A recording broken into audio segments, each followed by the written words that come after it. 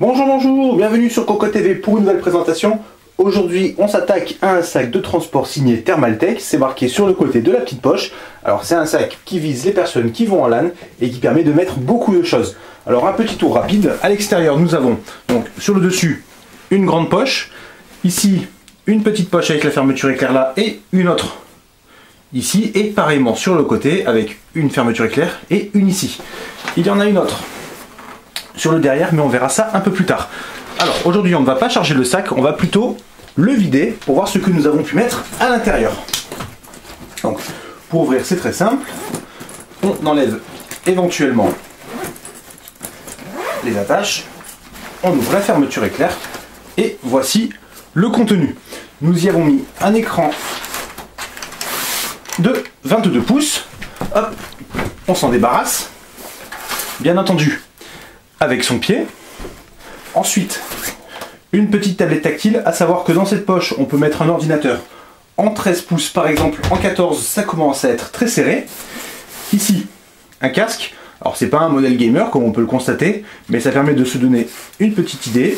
Il y a quand même de la place pour mettre un gros casque avec un micro détachable de préférence, comme ça, on fait proprement.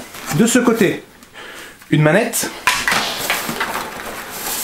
une souris bien entendu, et enfin, le clavier. Donc ce n'est pas un modèle qui est très petit. Bon, il est vieux, il est un peu usé, mais ça rentre. Alors, c'est pile poil.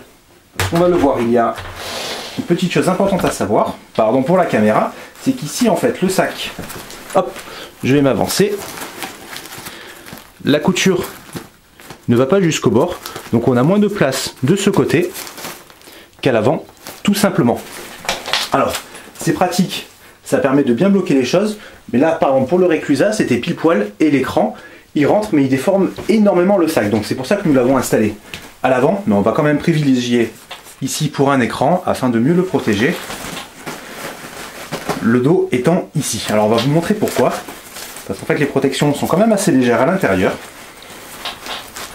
c'est pas très épais, c'est suffisant, mais à l'avant si on met l'écran, donc on va le mettre plutôt avec la dalle de ce côté. Attention à ce qu'il y a ici, puisque là c'est pareil, les protections sont légères et selon ce qu'on va mettre, donc là par exemple nous avions une deuxième manette, un téléphone, hop, est-ce que nous avons mis quelque chose dans la poche? Ici rien du tout, et ici il y a juste un petit étui pour des lunettes, donc il y a beaucoup de place, on n'a pas tout mis, il manquait le tapis de souris par exemple, qu'on enroule ou non.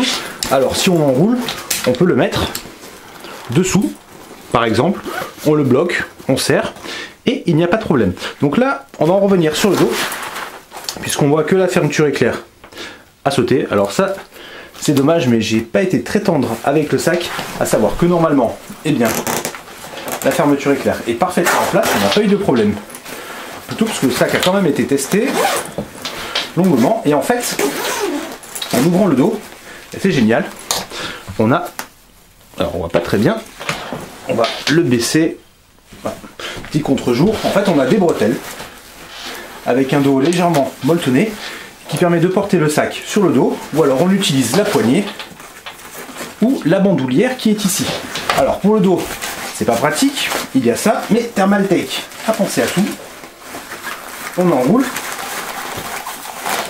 et en fait au bout nous avons un scratch. Sur le dessus, il y en a un aussi. On attache. Ça tient tout seul, c'est pas très esthétique, mais au moins, on a les bretelles qui sont libres. Et ça, c'est très pratique. Alors, la finition du sac est très très bonne. Le nylon est de très bonne qualité. Les fermetures éclair fonctionnent très bien, à part effectivement le petit problème que nous avons eu là. Ça peut arriver, on avait quand même pas mal chargé le sac. En fait, on l'a fermé après avoir mis l'écran au niveau du dossier. Et c'était très très tendu. Donc les protections un peu trop légères peut-être, c'est dommage, ça mériterait un tout petit peu plus, 1 mm, ou alors de la mousse un peu plus dure à l'intérieur. À voir. Au niveau de l'étanchéité, il est allé sous la pluie, pas de problème. Alors c'était pas une grosse pluie, on va quand même éviter la mousson. On sait jamais, ce serait dommage de perdre tout son matériel.